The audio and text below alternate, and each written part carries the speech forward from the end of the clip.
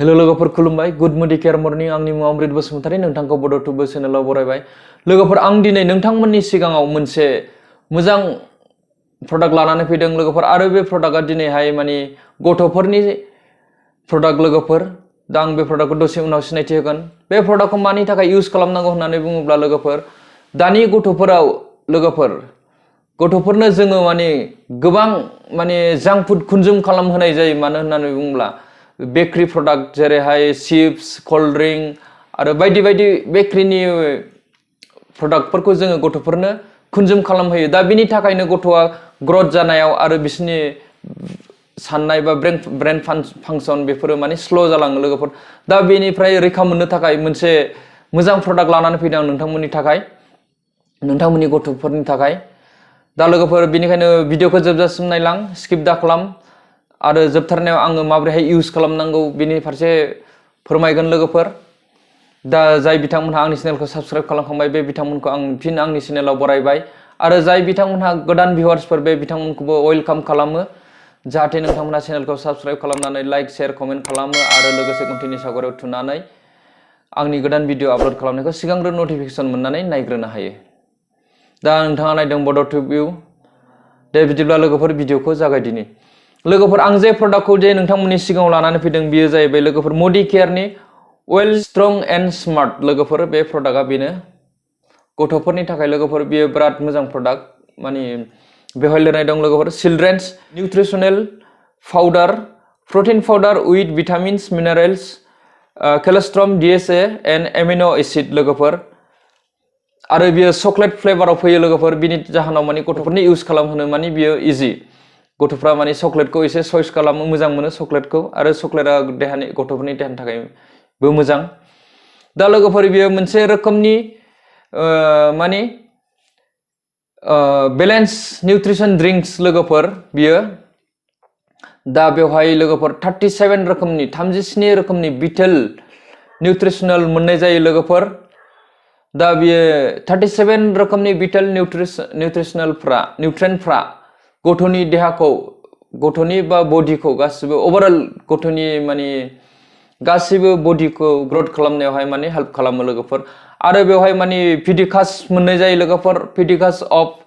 1.0 highest score possible for quality protein लोगोफोर माने पिडिकासआ जुदि जे प्रडाक्टआवहाय प्रोटीनाव 1.0 थायो स्करनि थायो अब्ला बे प्रडाक्टआ माने लोगोफोर हाई स्कर जायो लोगोफोर हाई स्कर क्वालिटी मोजां क्वालिटीनि प्रोटीन पाउडार जायो लोगोफोर दा बेवहाय माने बे हाई स्कर 1.0 हाई स्करनि बेवहाय माने प्रोटीन मोननाय जायो लोगोफोर आरो बेलेन्स प्रफाइल लोगोफोर बेलेन्स प्रफाइल होननानै बुङोबा लोगो एमिनो एसिड जेरैहाय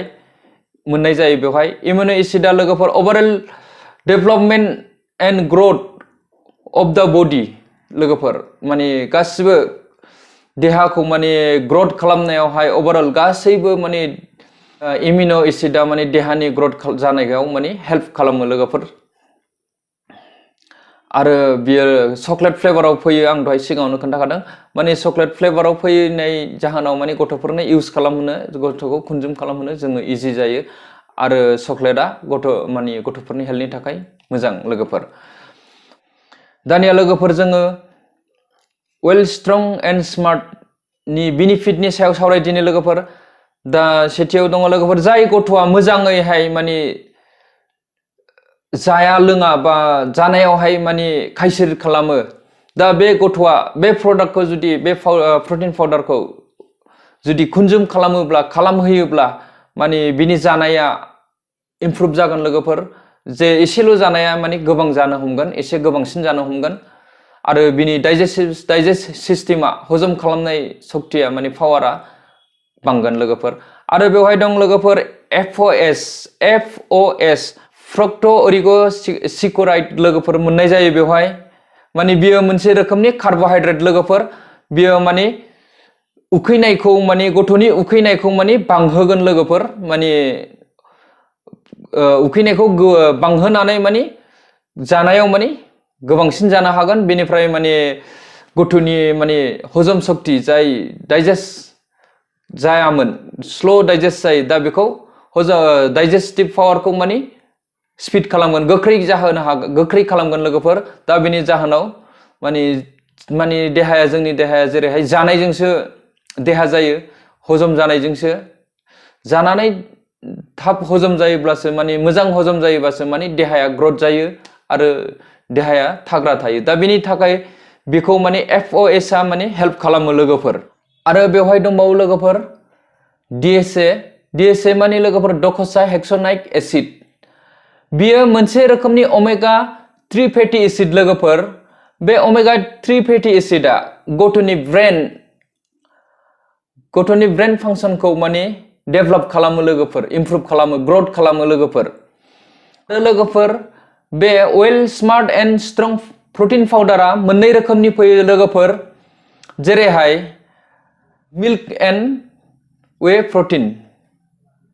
दा बे वे प्रोटीना मिल्क एन्ड वे प्रोटीना लोगोफोर बिल्ड खालामो मासल टिस्युसखौ जोंनि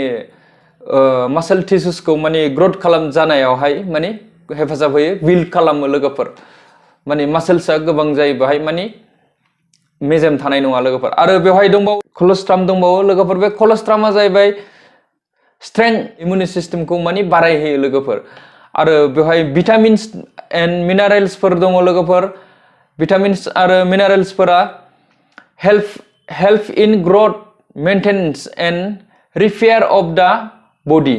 लोगोफोर माने भिटामिन्सफोरा माने भिटामिन एन्ड मिनारेल्सफोरा माने हेल्प खालामो जोंनि देहाखौ मेंटेन लाखियो माने आरो रिपेयर खालामो जोंनि देहा बडिखौ लोगोफोर ग्रथ खालामनायाव ग्रथ जानायाव गथ'नो होयोब्ला गथ'आ माने ग्रथ जानाय आरो ब्रेन फांसन बेफोर माने इमप्रुभ जाजोबगोन लोगोफोर दा बेनिखायनो बे प्रडाक्टखौ नोंथांमोनहा गथ'नि